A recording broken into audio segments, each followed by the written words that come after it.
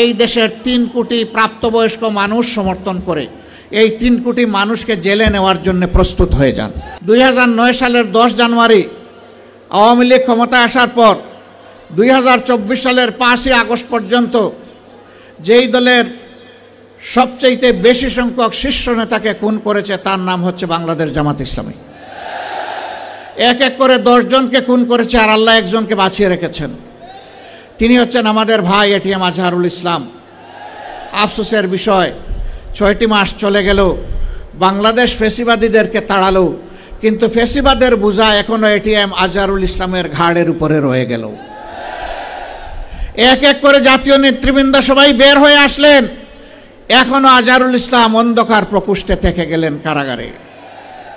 তাই আমি মনের কষ্ট নিয়ে সেদিন বলেছি যে আজহার ভাইকে ভিতরে রেখে আমি আর বাইরে থাকতে চাই না।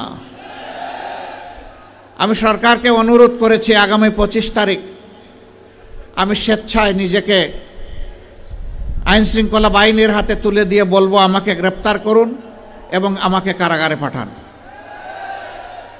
যেদিন আজহারুল ইসলামের মুক্তি হবে তার পরের দিন আমার মুক্তিটা দিয়েন।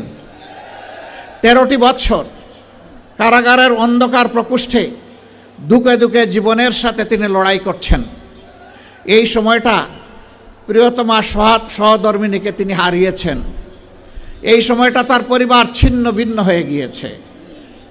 সেই মানুষটার উপরে আর জুলুম করবেন না, দয়া করে তাকে এখনই মুক্তি দেওয়ার ব্যবস্থা করুন। যদি মুক্তি না দেন, বাংলাদেশ জামাতে ইসলামীকে সরাসরিভাবে আককরি করতে এই দেশের 3 কোটি প্রাপ্তবয়স্ক মানুষ সমর্থন করে এই 3 কোটি মানুষকে জেলে নেওয়ার জন্য প্রস্তুত হয়ে যান।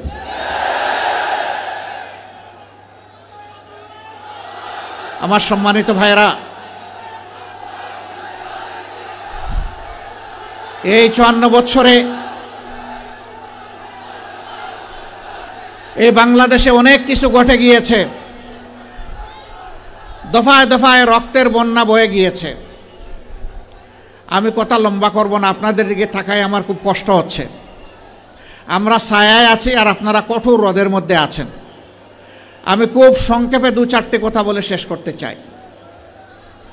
এই 54 বছরে অনেক দলের শাসন আপনারা দেখেছেন, অনেক আদর্শের কথা আপনারা শুনেছেন, কিন্তু সংখ্যাগরিষ্ঠ মানুষের প্রিয় আদর্শ ইসলামের শাসনটাই দেশবাসীর দেখার সুযোগ হয় নাই। জানি না এইটুকু হায়াত পাবো কিনা। মহান আল্লাহর কাছে ভিক্ষা চাই, হে আল্লাহ, এতগুলো মানুষকে যখন তুমি দৌলতে ঈমান দান করেছ, মেহেরবানি করে সেই ঈমানের সোর্স কোরআনকে বাংলাদেশের শাসন ক্ষমতায় তুমি বসায় দাও। এর জন্য তুমি আমাকে, আমার সঙ্গীদেরকে কবুল করো। এদেশের কোরআন প্রেমী মানুষগুলোকে কবুল করো। অনেকে অপবাদ ছড়ায়, পরিকল্পিত অপবাদ।